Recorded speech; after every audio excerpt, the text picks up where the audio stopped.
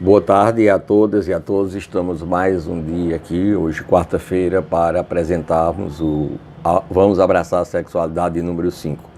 Como a semana passada eu falava sobre a questão da repressão sexual e da educação sexual, continuo achando importantíssimo que a gente reflita sobre isso, mas para entender a questão da importância da educação sexual, embora eu considere que ainda é a família que deve tratar essa questão em casa e deve ser educado, mas a escola tem também sua responsabilidade quando ela pode ampliar o leque, pode apresentar vários outros horizontes em torno da sexualidade humana.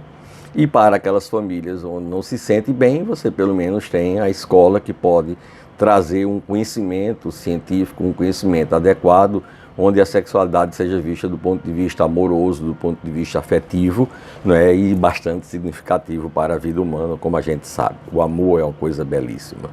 Bom, para que a gente entenda essa questão, precisamos então entrar um pouco sobre a questão da origem da repressão sexual. A repressão sexual, historicamente, se a gente for considerar, a gente divide em dois momentos antes do início dela. O primeiro momento, onde as civilizações eram nômades e circulavam livremente, não é? Que esse a gente chama do segundo momento, do primeiro momento, já que anteriormente os trabalhos de Margaret Mead, Malowski e Morgan mostram nas ilhas do sul do Pacífico culturas matrilineares onde a mulher detinha também um equilíbrio do poder junto com os homens. Não existia essa luta pelo poder desenfreado, essa busca por ser melhor um do que o outro. Posteriormente, a segunda fase dessa primeira etapa, como eu estava dizendo, né, traz à tona exatamente a origem das famílias que vão se constituindo a partir do momento que aqueles movimentos nômades começam a se organizar em torno de um grupo de pessoas, em torno de espaço físico, onde, evidentemente, essas pessoas eram constantemente organizadas, até que vai se posteriormente se constituir a família. Por que isso é importante compreender? Que nesse momento que as pessoas começam a se organizar em um espaço, ela também começa a criar espaços também de comércio, de venda de produtos, já que se constitui aí a agricultura e a pecuária, não é? Além da caça e da pesca, e que, diga-se de passagem, a agricultura e agropecuária toda constituída basicamente pelas mulheres, né, que deram origem à pecuária e à agricultura, embora hoje os homens se apropriaram desse poder, não é, e escondem essa parte da nossa história. Essas civilizações, então, em torno desse universo dos castelos, né, principalmente na época feudal, não é, foi se tornando necessário a troca de produtos anteriormente, não resolvia o problema. Né? Como é que você pode trocar uma coisa grande por uma coisa pequena? Então, para isso foi se constituir algum tipo de moeda de troca que vem mais tarde ser chamado de dinheiro. E isso faz o rompimento dessas sociedades equilibradas e igualitárias, se constituindo o que a gente chama mais tarde de patriarcalismo. Ou seja, os homens começam a concentrar bens, produtos, dividendos, né, posse, e com isso se constitui também a necessidade de saber quem eram os seus herdeiros. Com a constituição da necessidade de saber quem eram os seus herdeiros, a liberdade foi acabando e, consequentemente, foram se organizando as famílias, que posteriormente, reforçado pelos movimentos religiosos, né, onde tinha a família que hoje a gente ainda chama de nuclear, pai, mãe e filhos. Posteriormente, não é evidentemente que na contemporaneidade a gente vai encontrar uma diversidade de outras formas de família que a gente vai falar mais tarde. No momento a gente tem esse modelo nuclear, né, Idade Média, onde os homens se apropriam do poder e determinavam como as coisas eram conduzidas. Então, terra, crianças, animais, escravos e mulheres eram objeto de posse dos homens. Se constitui aí, né, a base do capital, né, como foi muito bem apresentado no livro A Origem da Família e da Propriedade Privada de Frederick Engels, que eu recomendo a leitura, embora seja um livro antigo, mas é importante para a gente compreender a organização da sociedade, organização essa que vai nutrindo, né, um desequilíbrio amoroso e afetivo entre os seres humanos, né, porque também o poder do homem baseado no patriarcalismo também não é saudável para ele, porque também ele não consegue ser feliz dessa forma, ninguém é feliz na opressão, nem o oprimido nem o opressor são felizes. Paulo Freire já dizia isso muito claramente, que o opressor não pode, né, permanecer sendo opressor, mas o oprimido tem que romper com essa opressão, mas não tem que se tornar um opressor, né, e sim uma sociedade igualitária onde a gente possa compartilhar amores, saberes, conhecimento, ideias, viagens, prazeres, lazeres, etc.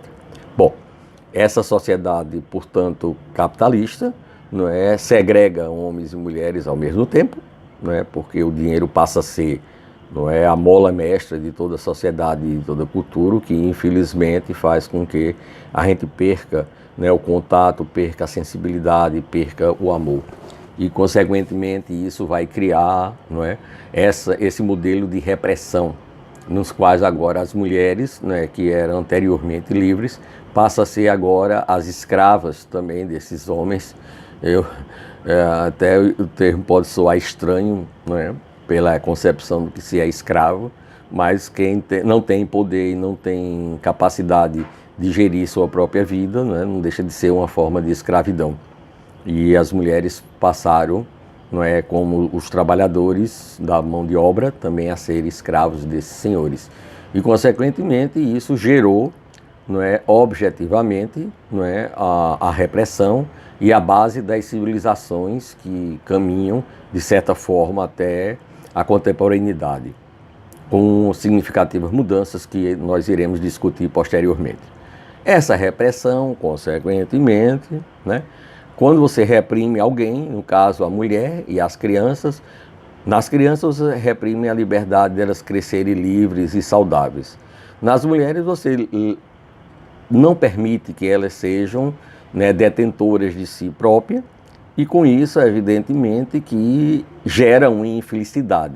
A repressão, como a gente sabe, né, nas várias teorias da psicologia, é um movimento de energia reprimido que vai ser canalizada ou sublimada, como Freud diz, por outras vias, que não é a saúde, nem o bem-estar, nem o equilíbrio humano. Portanto, a repressão apenas serve para perpetuar esse modelo conservador, patriarcal, né, machista, sexista, né, embora a gente não possa dizer que são todos e todas as pessoas que assim agem, mas isso deu origem exatamente a esse modelo que a gente carrega, não é, hoje ainda, né, com significativas mudanças, mas ainda temos muito forte isso, e isso tem prejudicado muito a saúde, porque quando se reprime alguém, essa repressão ela não deixa de estourar em termos de outros comportamentos, em termos de outros movimentos, né, que não são agradáveis nem são saudáveis, evidentemente. Não é à toa hoje que as estantes de farmácias estão entupidas de remédio da falsa felicidade, porque remédio não traz felicidade. A felicidade só é alcançada com a liberdade, e a liberdade só pode ser alcançada quando a gente conseguir, não é, romper com esse modelo opressor e oprimido, não é, onde os oprimidos passem, né, a serem protagonistas de sua história, e com isso eles possam, não é, lidar com a liberdade, não é, a liberdade saudável, que vai promover bem-estar, que vai envolver saúde mental, que vai envolver equilíbrio psicológico e que vai nos trazer a felicidade. É claro que eu não estou sendo irrealista dizer que existe uma felicidade plena, não é isso que eu quero. Eu quero que as pessoas possam ser felizes, que as pessoas possam amar, que as pessoas possam, né, viver sua vida em equilíbrio, em bem-estar. E isso a gente só pode conseguir a partir do momento que a gente entender como essa mola mestra, né, o capitalismo, né, a economia, a sociedade capitalista, né, gera esse desequilíbrio, né? Portanto, a repressão não é somente uma questão psíquica, mas é também uma questão econômica, política, que nós iremos continuar debatendo na próxima semana, né, tendo em vista que é um assunto que ainda vai gerar muitas discussões e muitas reflexões. Eu gostaria de desejar a todas e a todos boa tarde e que nós voltaremos na próxima semana, nesse mesmo canal. Obrigado a todos e a todas por estarem compartilhando esse vídeo comigo. Boa tarde.